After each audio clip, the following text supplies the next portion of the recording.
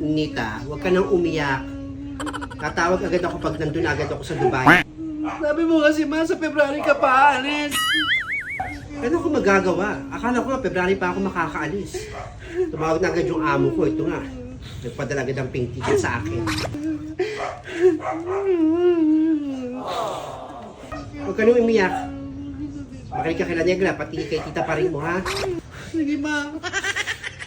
Basta mag-iingat ka dun ma. Kasamahan ka naman dito ni Felice. Alagaan mo sarili mo. Padalihin mo malinis ang bahay. Opo, lagi ako maglilinis dito. Ingat kayo dun. Gagawin ko to para sa kinabukasan mo. Hindi na kita ihatid pababa. Alis na ako.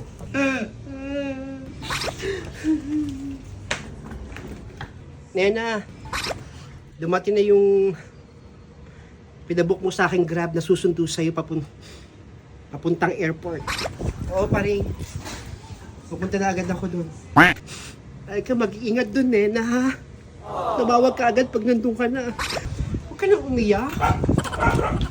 Ano pa naman to? Pangalawang beses mo itong pag-alis, pero mamimiss pa rin kita. Mamimiss ko rin naman kayo, eh. Sige na. Huwag na umiyak pa rin. Sige na, bababa na ako. Alis na ako. Bumabahan na doon. Tama na.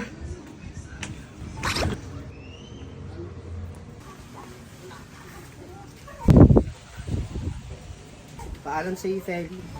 Sige, Nena. Mag-ingat ka doon. Maging matapang ka. Naharapin ang hamon ng buhay.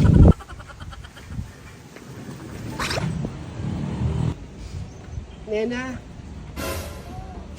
alagaan mo yung sarili mo doon. Oo, Negra. Alagaan ko yung sarili ko doon. Tatawag agad ako pag nandun ako sa Dubai. Mag-ingat din pa rin dito yung anak ko, ha. Yung anak ko, si Ninita, kayo na bahala. Paalam.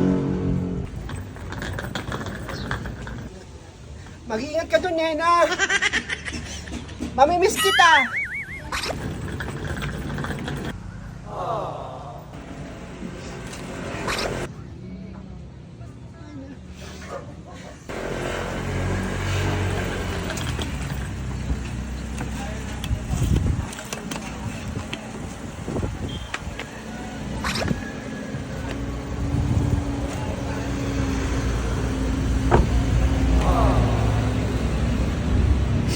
Alam.